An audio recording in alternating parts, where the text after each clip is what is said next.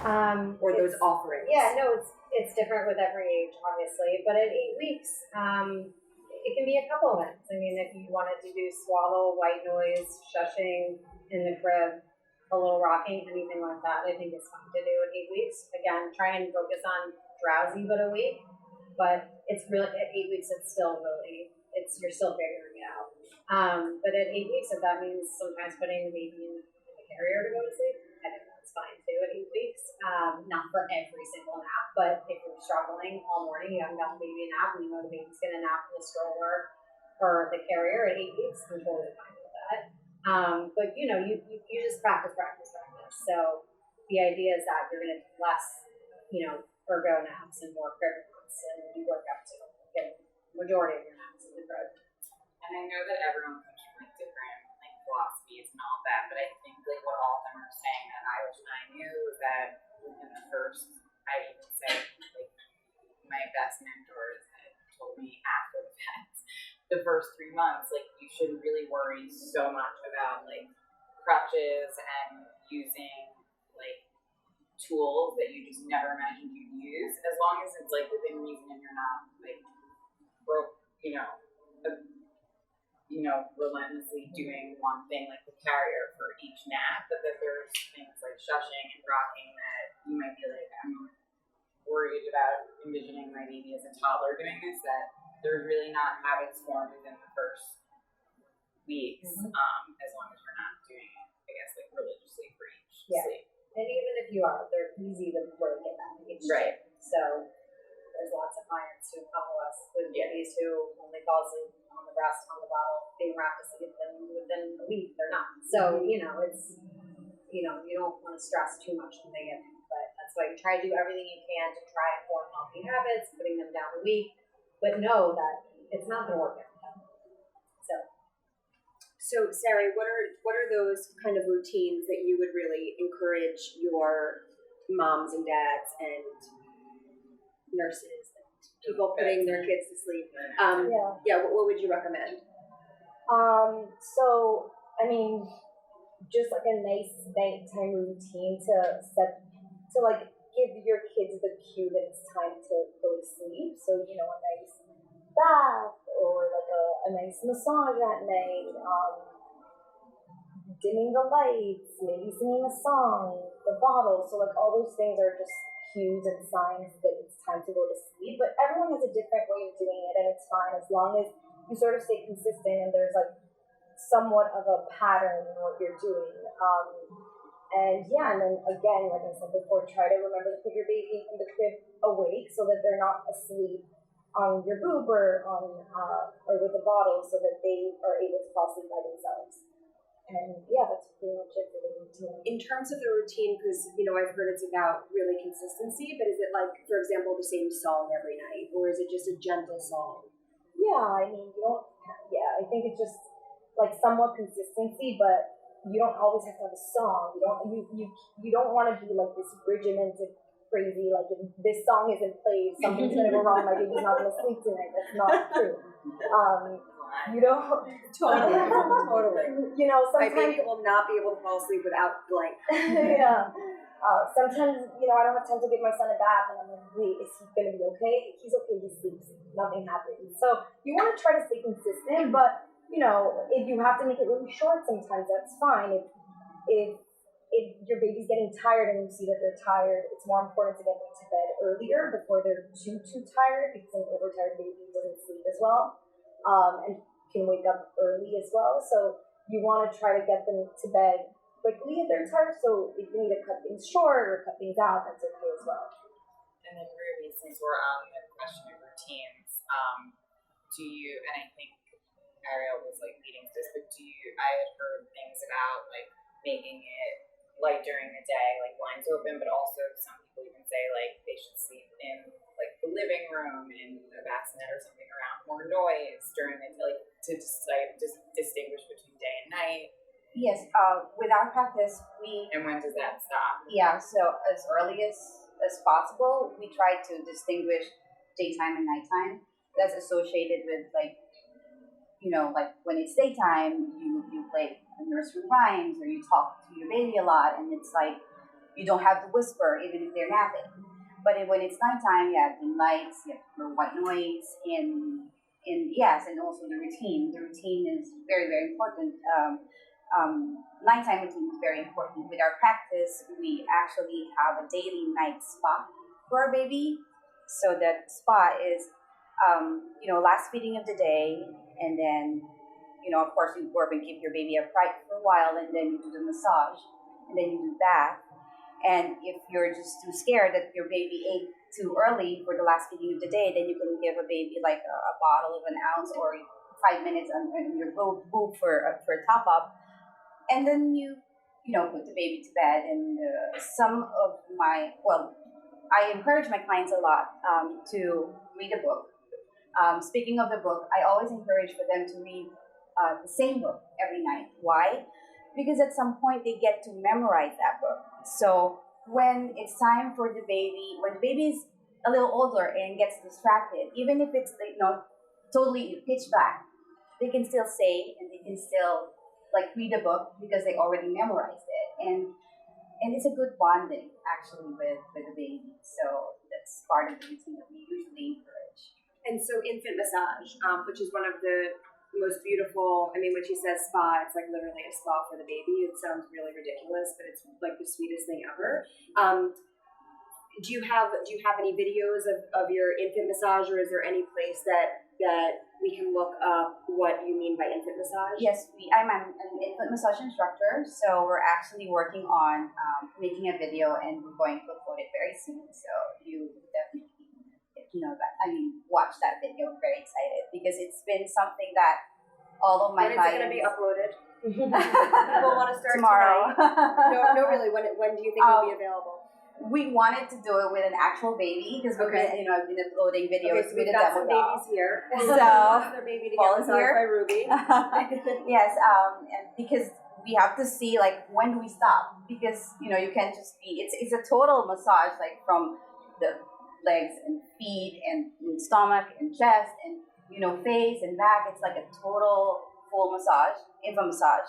But then again, you have to know when do you stop, because the purpose of the massage is relaxing and calming. If the baby's fussy, then you just have to stop and say thank you for letting me massage you. We'll do it again tomorrow at the same time. So you might be able to find some resources online, but if you'd like to wait, we can wait until Ruby uploads her video. It's gonna be some promise. Okay. And do you recommend doing with any oil or cream or? Organic sunflower oil is very beneficial. So that actually is what I recommend, because when you massage your baby, it's all the senses are working, and you don't want the baby. Well, there's a lot of massage oils that they're soothing and relaxing, but you wanted your baby to smell you.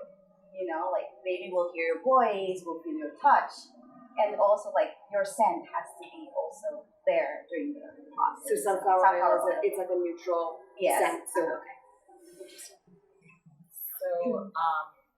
and I know, all this is amazing. I wish I really knew about it, but but I also wanted to make sure that those are a little bit older babies also get information that they could find helpful too. So when we get into, and I think this is applicable anyway for a little bit older, but top sleep products that you think parents must have since the beginning. It's just about getting their weight up. So I guess sleep products that for any age and what they are. You can get specific. Everyone wants to know specifics, right? I see shaking heads. I love sleep sacks. I think they're great for a few reasons. One, it's a nice part of your routine. It's just a step. I'm putting my knee in the sleep sack and zipping it up. I feel they hear the zipper. They know, okay, I'm getting a nighttime routine. So pajamas, sleep sack. Exactly. And when do you start the sleep sack? I start the sleep sack when you're out of the swaddle. If some people never swaddle, so some people do a sleep sack very early on. But if you're swaddled, and then most people transition out of swaddle around 12 to 15 weeks, I would say. And a lot of people switch to Magic Merlin, which I really like too. I use it with my first, I'm not using it with my second, but sleep sack is great for after that because you need their arms free because they're rolling. Sleep sacks are great. I like Halo brand, but I like, there's, no special brand in particular, but Halo seems to be a big favorite. And up until when do you use it? Forever, if you can. Really? I used it for my daughter until 18 months, and then she started saying sleep sack, so I stopped using it, but I have friends who have 2.5-year-olds who are still in sleep sack because it prevents them from crawling out of the frame a lot of times. Some kids are like gymnasts and they can get out through the sleep sack. Not that safe, so That's like that's a the really time. good tip that some people say. Such a good tip. I'm buying one tonight. Yeah, so it's great. No, I really hope it's not too late. Halo size extra large goes up to like probably at least a 2.5-year-old, I would say. But they're great. So I So definitely it's like the recommend transition from a sleep sack. swaddle to a sleep sack. Yeah. Yep. Yeah. So I love sleep sack and the white noise machine. I love the dome personally, and I now have the Roam, which is like the travel version, which I actually like better than the dome. But it's great. It's portable. It's wireless, so it is easy to be plugged in, which is great. So great for hotels. Great for. Where did I just use it? I used it last weekend at my sister-in-law's apartment because there were 6 kids running around the apartment and the 4-month-old was napping. So they're great. Great to have, easy in your suitcase like this thing. And is there any specific volume that you would recommend? I don't do them really Level? high, actually. Okay. I do it enough so it sounds like a fan going. Okay. But I also don't put it right next to the crib. So I put it somewhere in the room, maybe like 5 to 10 feet away. But Is there a specific reason for that? no, I've heard that I've heard from people that they don't like the idea of the noise being close to the baby's head. There's been like one study done that, if you look into the study, it's not really the most valid study. Like they used it on a very high decibel level, and I wouldn't do it. But yes, just don't put it right next to your head. Use it on a really high Yeah, and it's fine. It's fine to do. There's really been no like real studies that show that there's anything wrong with it. And it's great for when they're babies because it kind of mimics the sound of like the womb being in the womb is what they say. And then when they're older, it just kind of helps drown out outside noise. So like the kitchen, if you're in a small New York City apartment, my kitchen backs up to my daughter's room, so we're always in there. So they're great for that. But yeah, there's no studies shown that they're habit forming. So, I have them when I'm at home. Sometimes I travel, I don't have them, and I have no tolerance. So, Sarah, your top baby products. So I'm actually going to say nothing. I think less is more, and I personally don't love the thought of having to have my children be obsessed with something that they can't live without it. So yes, I love sleep sacks and white noise machines when necessary, but when I travel with my son or with my daughter, I try to just take as little as possible. I'm a light packer, and I like keeping things, keeping it as light as possible. So I try not to have extra stuff. And the reason I figured this out mainly was with my son, who was a bad sleeper, and I was just trying everything. I was like, maybe it's this sleep bag, maybe it's that, maybe I should try essential oils, I tried everything, and nothing was working until he learned how to become a good sleeper. And he didn't need anything. He needed his humming that I said before, where he makes that noise, and that's what helped him fall asleep. So, I used to travel with all these things, like, oh, maybe he needs this stuffed animal, maybe he needs this lovey blanket, maybe, and at the end of the day, he didn't need anything, and I was just trying to, throw things at a wall and see what stuck, and I realized that you really don't need much. They just sleep, and they learn to sleep on their own, and they learn to, soothe by themselves, and they don't need 100 gadgets and things, and what's helping them sleep, and alarm clocks and this and that, it's just too much.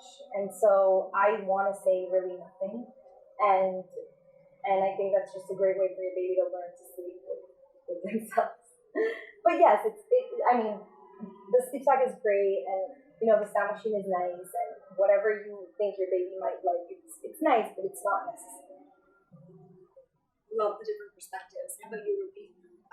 So with newborns, specifically with babies, on the 4th trimester, so the first 3 months of life, swaddle, is definitely a must. We What always swaddles recommend. would you recommend? It depends on the age. The very, very tiny baby, they Like if they're premature or yes, I recommend to have like the swaddle blanket, like just a blanket. However, you have to be able to master that. It's a skill, so you have to practice, practice, practice. Because if you can't swaddle perfectly, it's dangerous. Because the baby would move, and before you know it, the blanket is all over the baby's face, and the baby can be suffocated. Again, there's a swaddle called like woolly because it's stretchable. I can swaddle very, very easily, and it stays snug, and it's very cozy for the baby. I also recommend white noise. Again, the sound is different when the baby is asleep. It's lower, but when the baby starts waking up, and you know that the baby can still go back to sleep, you can give the baby offer a pacifier if the baby is taking a pacifier, and adjust the white noise on a little higher, because based on my experience, most babies fall asleep easily when I do that adjustment, and then I would just adjust again when the baby's into deep sleep. So those things based on my experience, again, work very, very well. And again, with the swaddle, with the newborn, I recommend the blanket. But when they're a little bigger and lose a lot, I introduce a Velcro one, or the halo, or the swaddle knee. There's so many swaddles out there, but whatever is more convenient, and whatever my client would be more confident in swaddling their babies, because the technique is just to swaddle snugly and fast as much as possible. So there are different swaddles, and you can actually use different swaddles at different stages, different ages. and what white noise machine would you recommend? Electrofan Mini. That's my favorite. It's literally this small. It would fit in your pocket. It's rechargeable. It's like a Bluetooth, and it has 8 different white noise settings, so you can choose whichever. How do you know which one is the correct one? That's the only thing. The challenge is you just have to listen to it, and you have to be familiarized, because there's no like a digital like image that says, okay, this is number 1, number 2, number 3. It's like just have to get used to that. But it's easy.